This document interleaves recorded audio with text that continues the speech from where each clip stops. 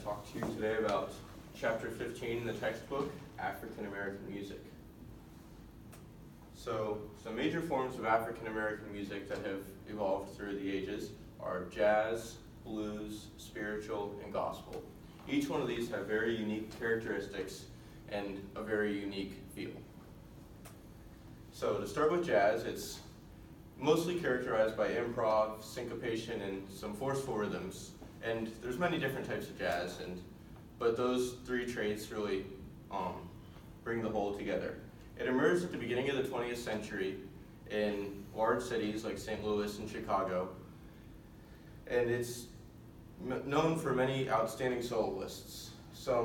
New Orleans is the mecca of jazz, and some large names that you've probably heard of are Miles Davis, Louis Armstrong, Duke Ellington, Dizzy Gillespie, and a famous example that you may or may not have heard, but you can listen to later, is Miles Davis' So What.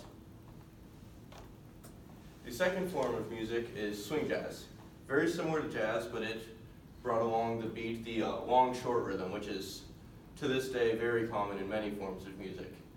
It's also known for its call and response sections and whole band syncopations and choruses. Another famous example is Duke Ellington. It's his jazz and swing dance. It was very popular at the time it came out. Another form of jazz is bebop jazz. This is the antithesis to the already existing jazz at the time. It evolved in the 1910s and 1920s. It's very dissident. It's a little darker sounding. It's much harder to perform, much more technical as well. And Charlie Parker's I've Got Rhythm is a great example of this. Jazz rock. This is more the later stages of jazz. It's more towards the 1940s and post-World War II.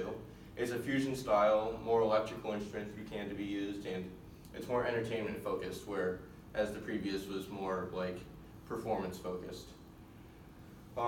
It also featured high volume and musical abstraction, which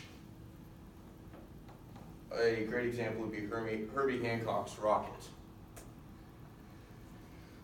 Another form of music, slightly before jazz, was blues, and it has proceeded long after jazz in popularity. It's defined by its harmonic structures, and it's a very emotional form of music.